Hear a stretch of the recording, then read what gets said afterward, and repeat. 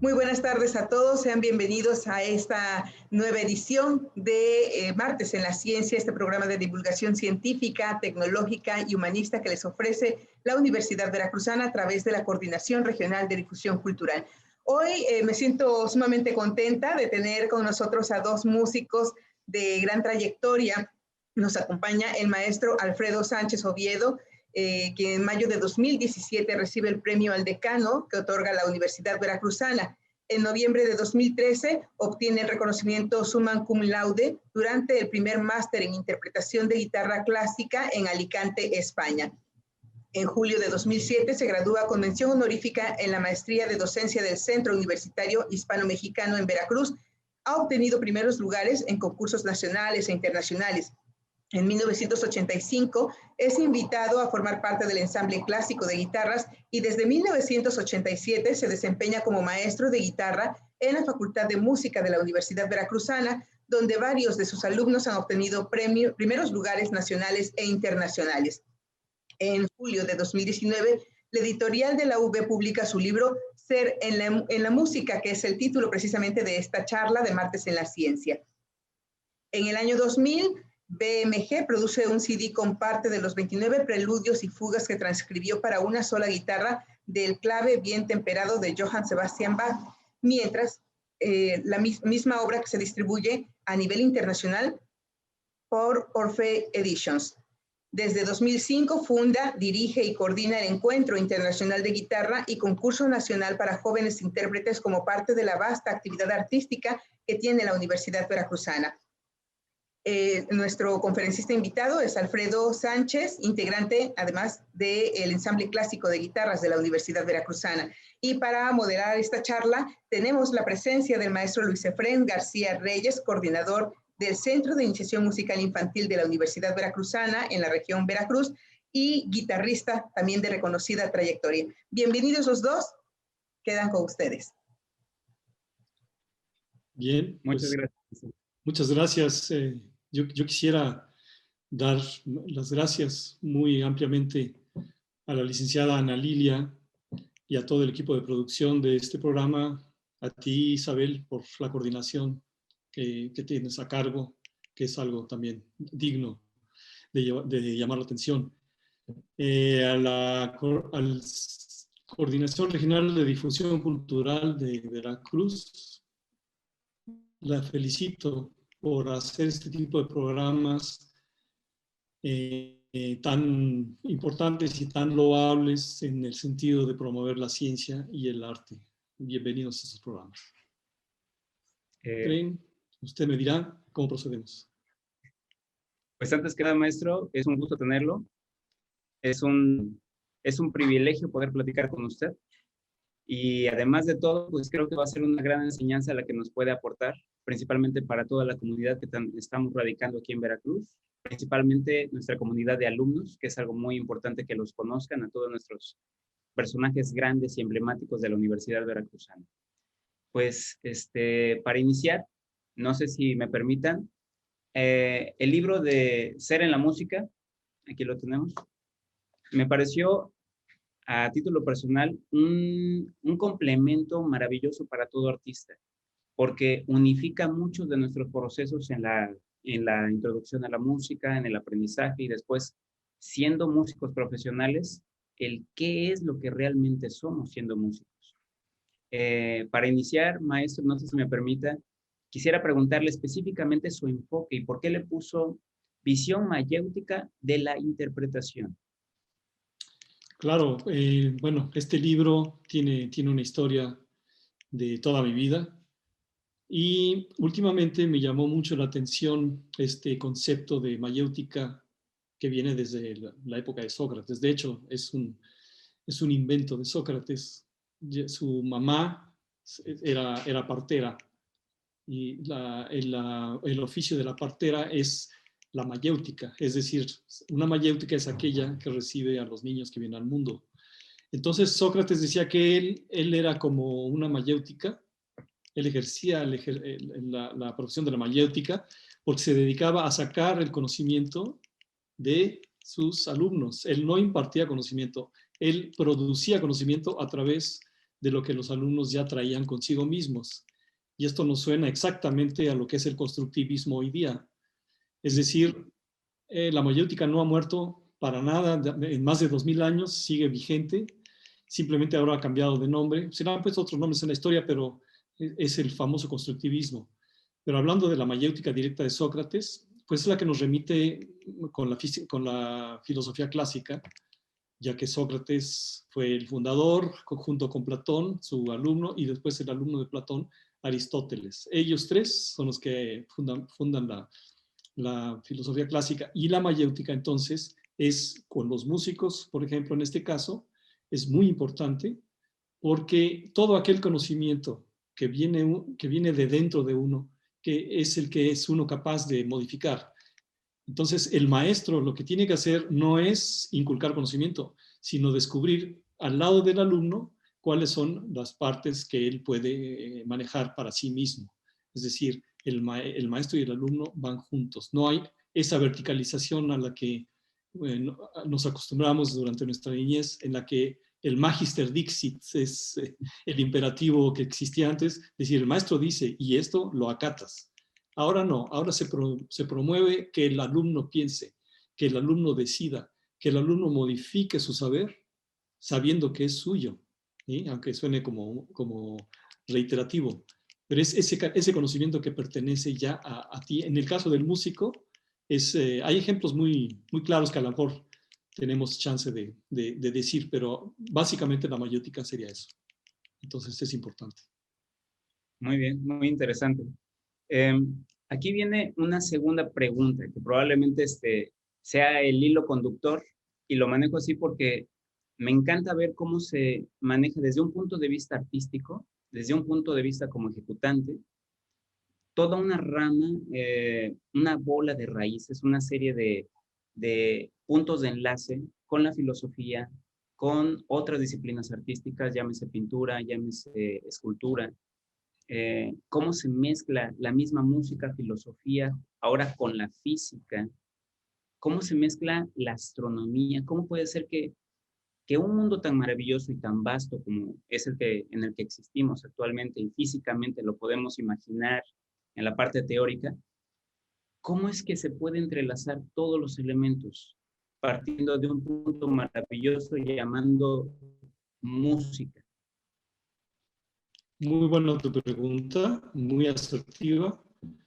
Precisamente, si nos remitimos al concepto de filosofía en sus orígenes, la filosofía era simplemente lo que es amor al saber, era lo que promovía Sócrates con sus discípulos, que era lo contrario a los sofistas de aquel momento en la época de Sócrates, que ellos eran los que sabían, iban a inculcar el conocimiento y cobraban por ello. Sócrates no era así.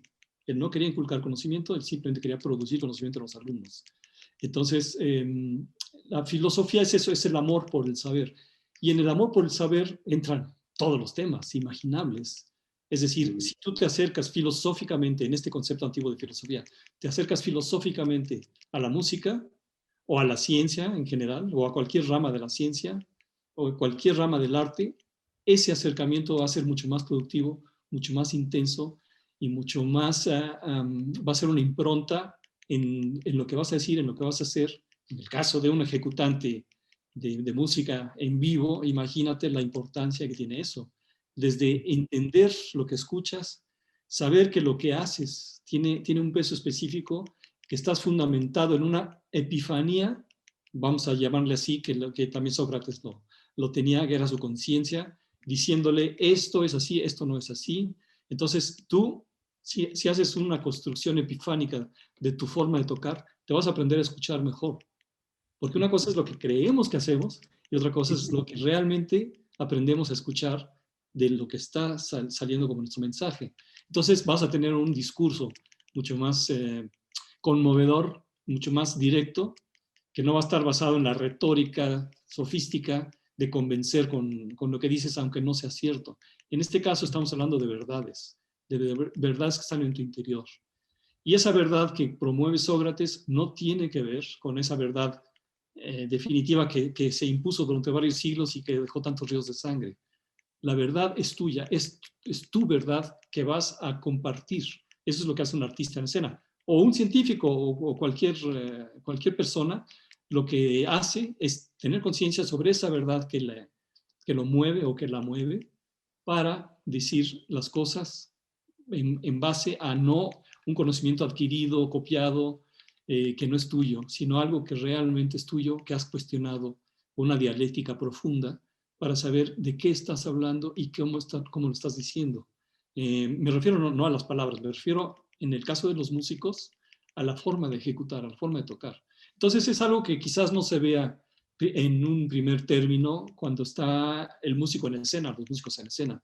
Tú los ves y ves tocar a un gran pianista y no sabes todo ese mundo interior, la riqueza de ese mundo interior para llegar a esos niveles de expresión, para esos niveles de comunicación. Si no está fundamentado todo aquello en una verdad propia, simplemente puedes mover mucho los dedos, puedes inclusive apantallar a la gente, pero en su corazón no le va a quedar nada.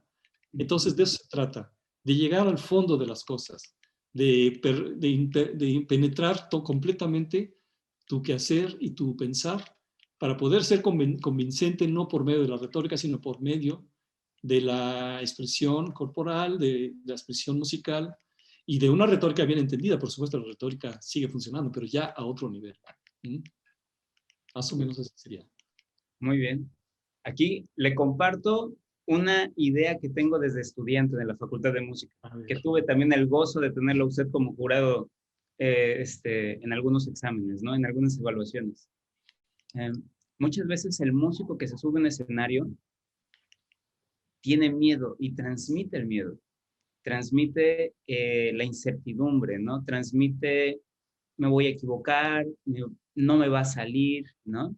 Entonces, lo que me ha gustado mucho también de su libro es de que expresa de muy buena forma a aquellas personas que nunca se han parado en un escenario con un solo instrumento y ahora sí que ellos solitos y su alma, ¿no?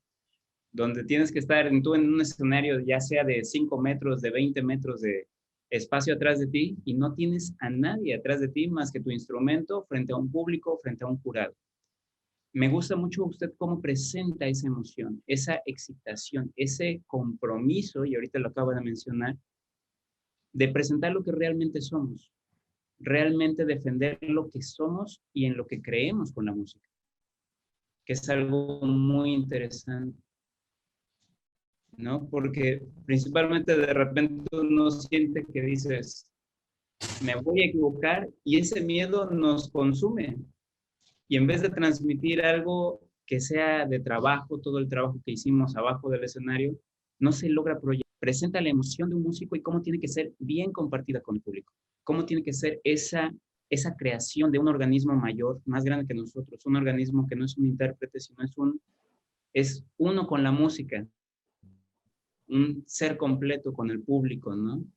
Entonces, no sé si nos pueda platicar algo de esto. Claro que sí. Muy bien te has expresado, muy bien has entendido todo este asunto a través de que tú eres. Por cierto, te agradezco que estés aquí, creo que no lo dije, y te agradezco muchísimo tus preguntas y que lleves moderando esta plática.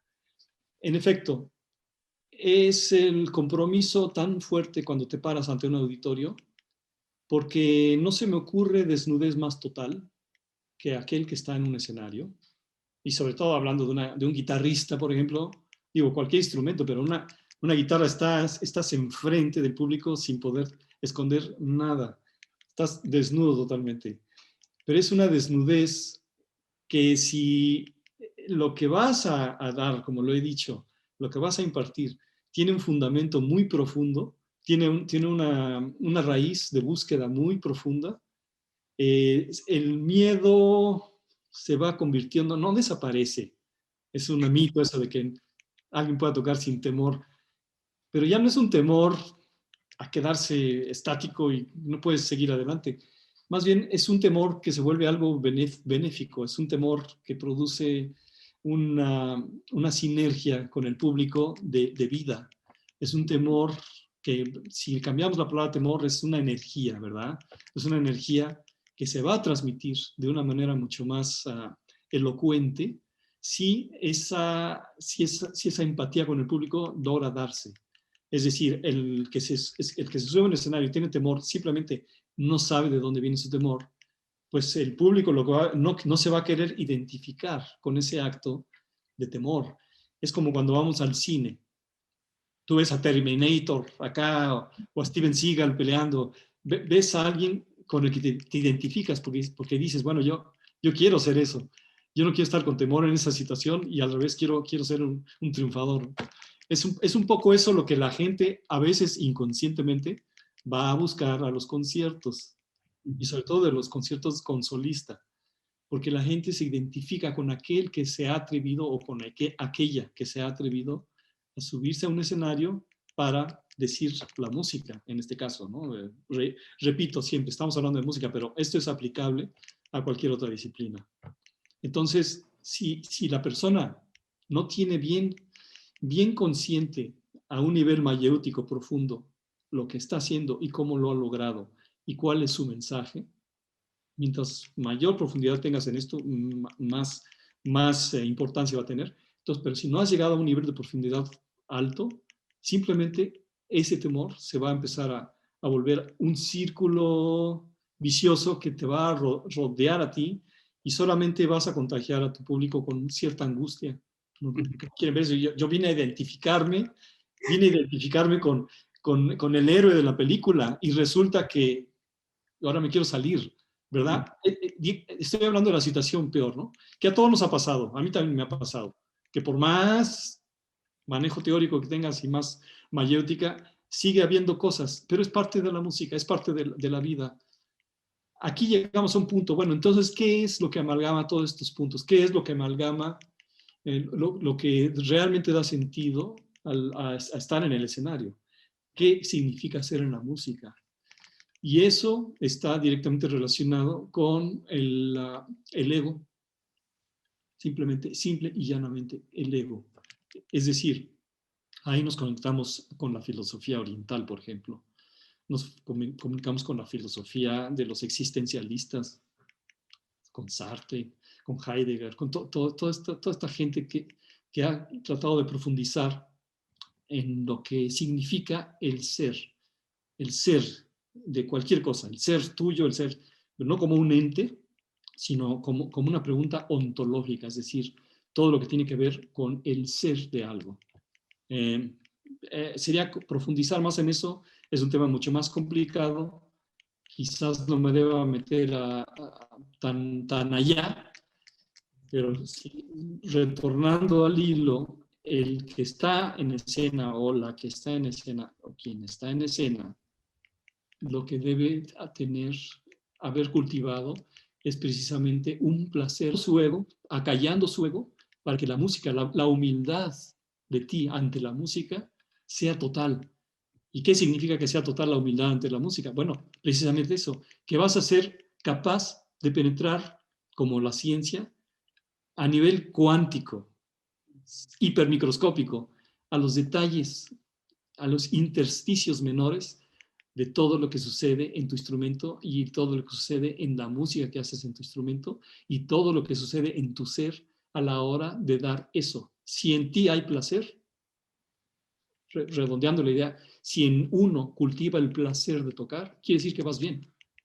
Pero si uno al momento de estar tocando y de estarte imaginando en escena, empieza a ver un prurito de temor, quiere decir que en algo te estás engañando. En algo el ego está saliendo por ahí. En algo está faltando un nivel de profundidad. Entonces, es muy importante para cualquier disciplina, para todos los que nos están viendo, que cualquier empresa, cualquier cosa que hacemos, tiene que ser a un nivel de profundidad lo más hondo posible, porque de esa manera vamos a poder proyectar nuestra verdad sin ese afán de apantallar ni nada, simplemente qué es lo que se transmite a través de nosotros como algo que no nos pertenece. O sea, la búsqueda es tuya, pero a fin de cuentas llegas a un mensaje musical, o me gusta mucho el término que usan los orientales, que es el ello, ¿verdad? El ello es aquello que me gobierna por todo lo que he trabajado y que sale a pesar de todo, fuera del ego. Es decir, está el ego por un lado, el ello está por el otro lado. Entonces, por ejemplo, un artista marcial, vamos a cambiar de disciplina. Un artista marcial. Bruce Lee, por ejemplo. Si Bruce Lee, a él le preguntaron, ¿qué haría usted en un combate real? Y él se tomó muy en serio la pregunta y contestó, en un combate real, estoy seguro que lastimaría mucho a mi oponente, quizá lo mataría. Pero si me llevaran ante un juicio, yo me declararía inocente porque diría que el ello lo mató, no yo. Y les digo, bueno, ¿qué es el ello? Pues el ello es como cuando vas manejando y se atraviesa una pelota o un animal o un niño, inmediatamente metes los frenos sin pensarlo. ¿Sí? Entonces el ello actúa. Un arquero zen, un arquero dispara la flecha cuando no es él quien dispara, sino el ello. Entonces el músico en escena en realidad no está en el sentido de que heme aquí como la conciencia de Sartre, ¿no? Heme aquí haciendo esto. No, si hay una conciencia reflexiva, se pierde el acto creativo, porque entonces entra el ego. Si yo estoy aquí, yo estoy haciendo música, qué bien estoy tocando, o qué mal estoy tocando, lo que sea. Ese yo reflexivo te va a impedir hacer la acción. Pero si tú estás concentrado en la verdadera trabajo humilde ante la música, estás construyendo, mayéuticamente, estás construyendo una verdad que es la que se va a transmitir a tu público. Ya no es esto que yo quiero decirles porque es muy original mi forma de tocar. No, no, no. Tú no cuentas. Lo que cuenta es aquello por lo que luchas toda tu vida y que vas a compartir irradiando una dicha que no viene del ego, es una dicha que viene mucho más profundo, mucho más allá. Es una dicha del ser y por eso es ser en la música. Es una síntesis más o menos apurada por el tiempo que tenemos de lo que significa eso. Genial, maestro, genial.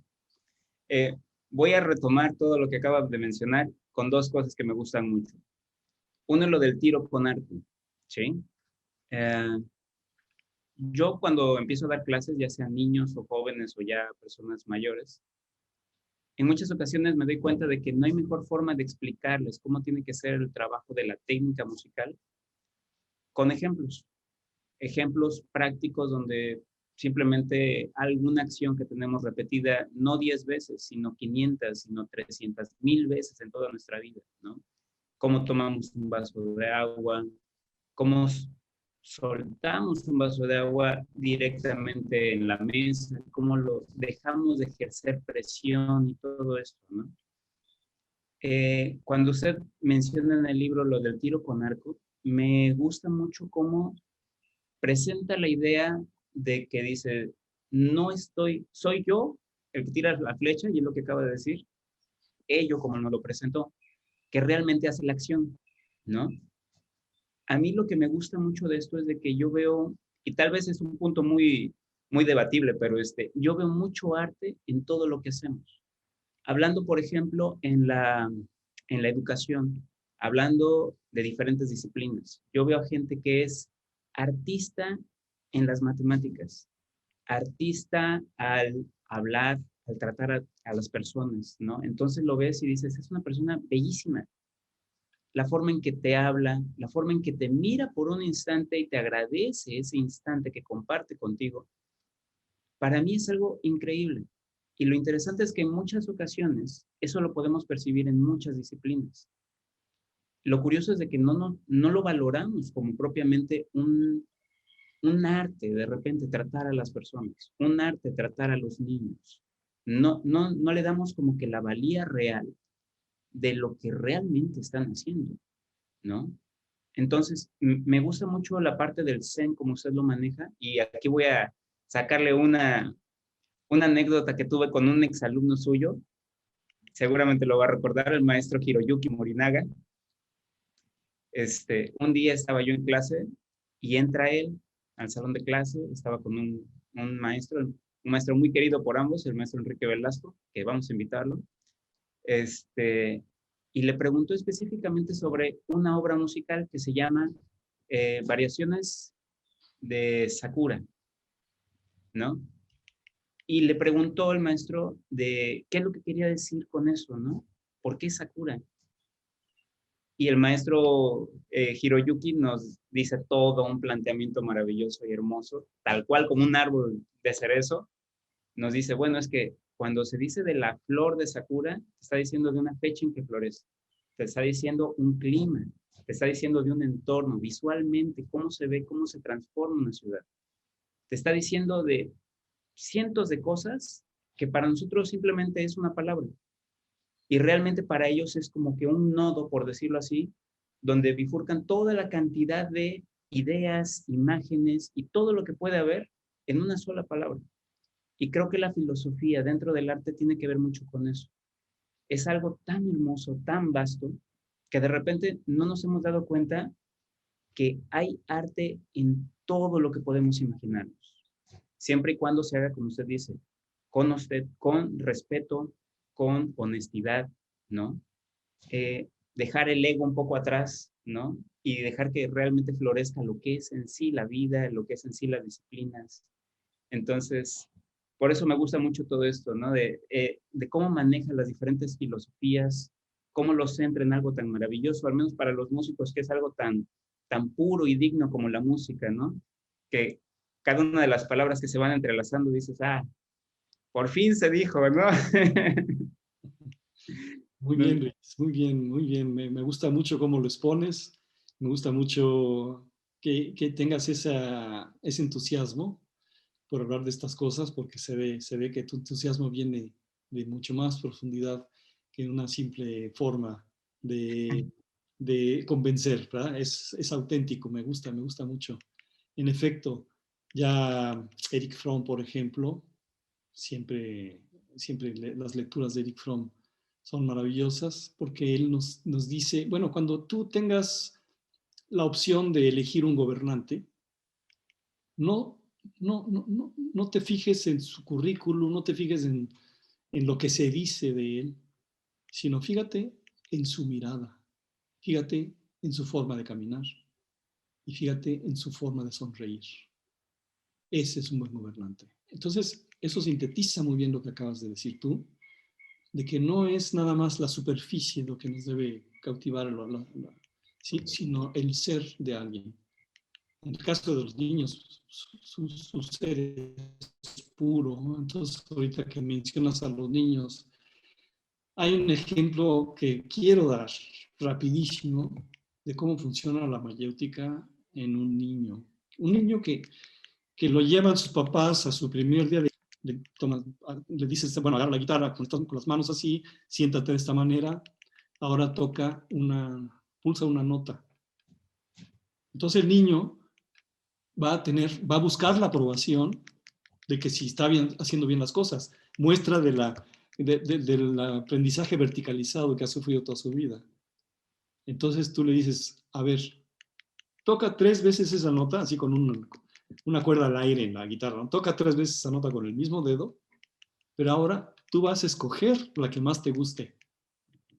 Ah, entonces el niño inmediatamente abandona todo ese discurso verticalizado y se centra en sí mismo, en su ser, con todos sus elementos, vete a saber cuáles son, pero con todos sus elementos al alcance para decidir esa competencia que está haciendo consigo mismo y cuál es la nota que más le gusta.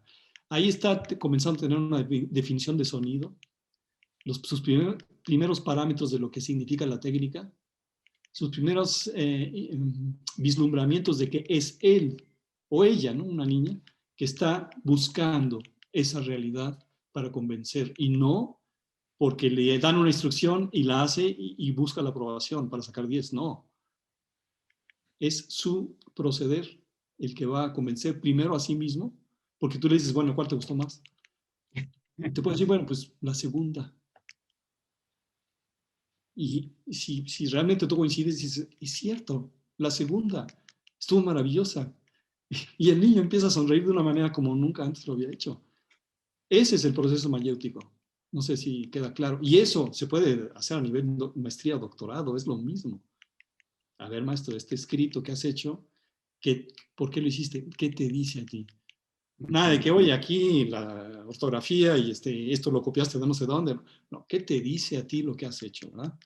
Entonces, es un poco ese proceso, pero tiene que ver con todo lo que has dicho y expuesto de una manera muy sintética y muy buena. Te felicito. Maestro. Pues fíjese que una de las cosas que a mí me gusta mucho compartir con las personas que tengo algún momento como para platicar sobre la formación de un músico, yo les platico y les digo, yo llegaba a la facultad y veía las escaleras cubiertas de madera y decía, wow, las escaleras, ¿no? Subías y veías los cubículos y decías, wow, las puertas, ¿no? Entrabas y dices, ah, mira, uno se queda asombrado de todo, ¿no?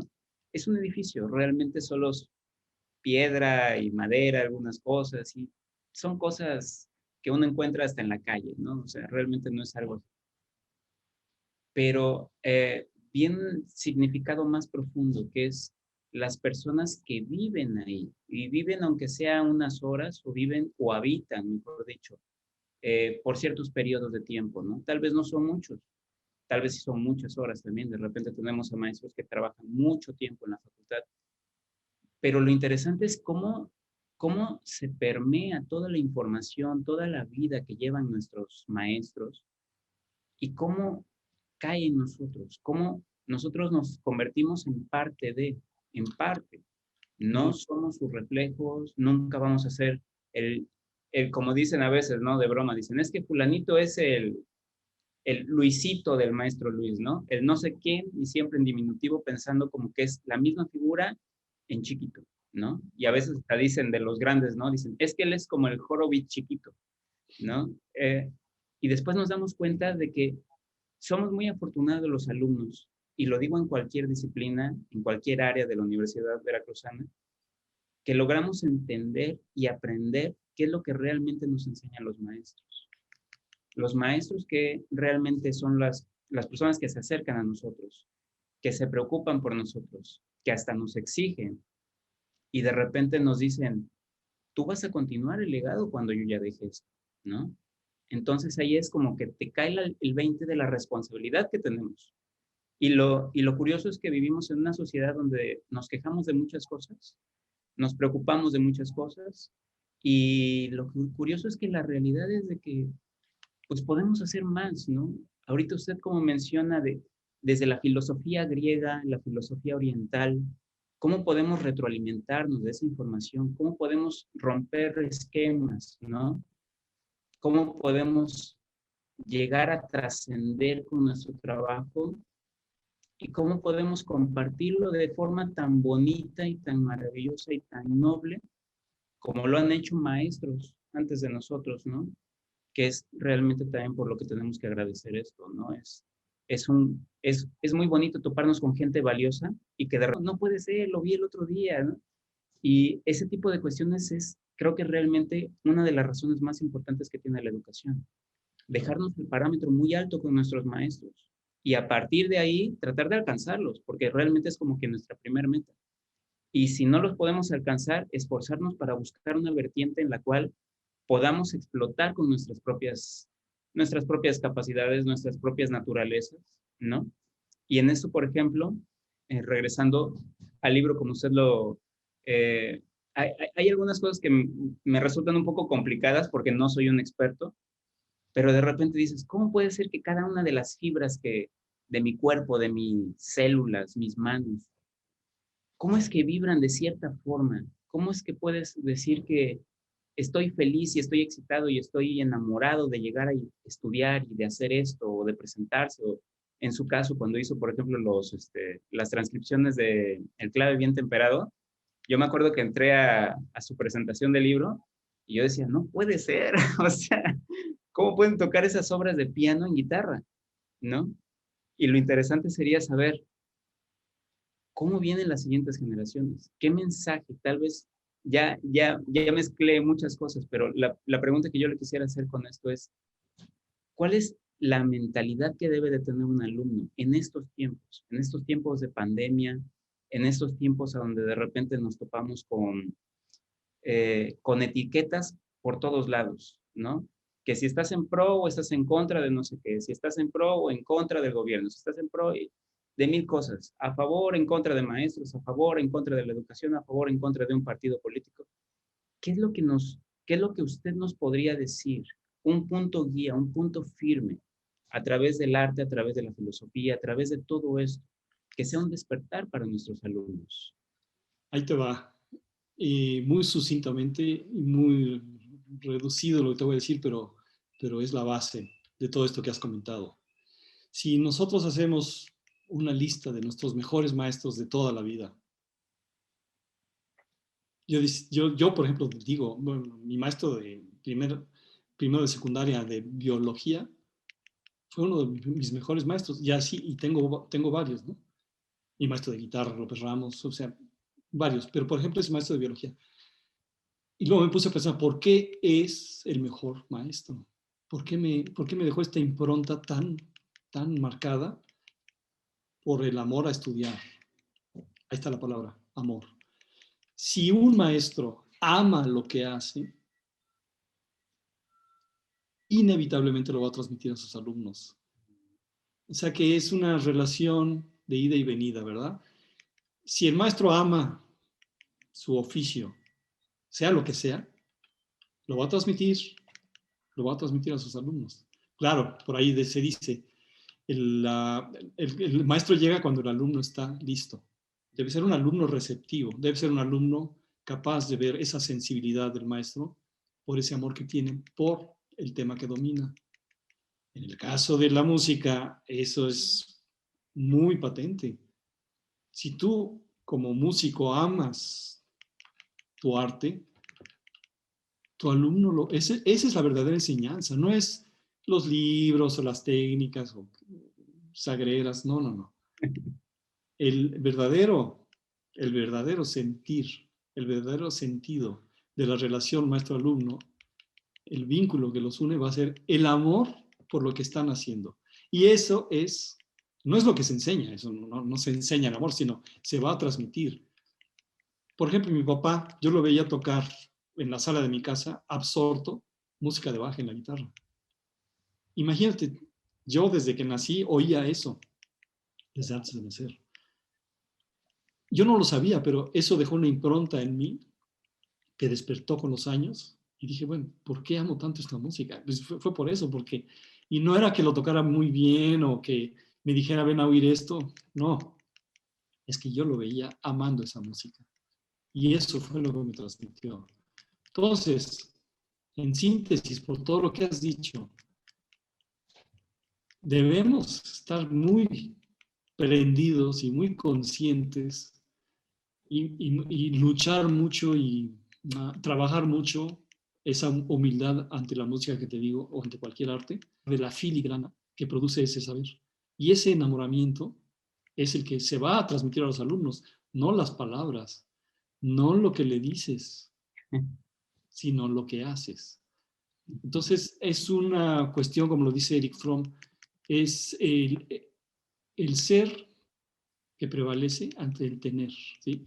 Yo tengo conocimiento, lo transmito, no. Yo amo ese conocimiento, yo soy ese amor del conocimiento y te lo voy a transmitir. Entonces, anteponer el ser ante el tener, y esas son las máximas profundas que han existido siempre y van a existir siempre. Entonces, todos aquellos que nos están viendo ahorita piensen quiénes son sus mejores maestros y se van a dar cuenta, o maestras, perdón, se van a dar cuenta que es precisamente los o las que aman su conocimiento y entonces transmiten ese gusto y ese placer por hacerlo. En la música, en el arte, en la ciencia, en todo es igual. Muy bien, maravilloso, maestro. Pues creo que también por cuestiones de tiempo, no sé si tengamos que ya prácticamente preparar la salida. Y bueno, pues a mí me gustaría, si me lo permiten, yo encuentro una relación muy, muy fuerte y ahora entiendo mucho de lo que nos decían en la charla primera de este ciclo de música y ciencia, titulada ¿Por qué los científicos son artistas? Encuentro ahora mucha explicación en esta charla que hemos tenido con ustedes, maestro Alfredo, maestro Luis Efraín. Y bueno, finalmente sí, es el amor lo que nos hace ser y ser con pasión. Si nosotros tenemos amor por nuestra profesión, por a lo que nos dedicamos, lo hacemos con pasión y eso es lo que hace que el estudiante o que los compañeros, que los colegas o que el público se motive también y haga suyo lo que estamos ofreciendo. Creo que eso es sumamente importante, que también nos decían los científicos en el primer programa. Ellos tienen que hacer su trabajo, bueno, sí, buscando la verdad. Aquí nosotros buscamos emociones, principalmente despertar y externar emociones, pero finalmente todo se relaciona con el amor y el ser apasionados de eso que estamos haciendo. No sé si me equivoco, maestro, y bueno, si ya también con esto buscamos la despedida. Bravo, bravo, muy bien dicho, Isabel, y te agradezco otra vez tus palabras, no hacia mi persona, sino tus palabras en general. Lo que acabas de decir habla de ti, habla de esa profundidad que también estás en la búsqueda, porque muchas veces estamos en esa búsqueda y no nos damos cuenta, hay que hacerse conscientes. Felicidades, y maestro Luis Efrén, fue un placer realmente escucharte y que moderaras esta plática que en realidad es de los dos, fue de los dos. Así que te agradezco. Pues yo le agradezco también, maestro, porque por personas como ustedes, nuestros maestros de la facultad, los que fuimos sus alumnos, al día de hoy nos queremos esforzar por ser dignos representantes de su trabajo también. Muchas gracias. Gracias, maestra Isabel. Gracias a ustedes, maestro Alfredo, maestro Luis Efrén. Esto es Ser en la Música dentro del programa Martes en la Ciencia, ciclo de divulgación científica dedicado a la ciencia y la música. Y bueno, pues les esperamos también en nuestro próximo programa que se titula Un abrazo de vainilla, donde tendremos como invitada a la doctora Rebeca Menchaca García, quien es investigadora del Centro de Investigaciones Tropicales de la UB. No se olviden, cada martes a las 5 de la tarde por nuestro canal de YouTube, Difusión Cultural UB Veracruz. Esto es Martes en la Ciencia. Muchas gracias y hasta luego.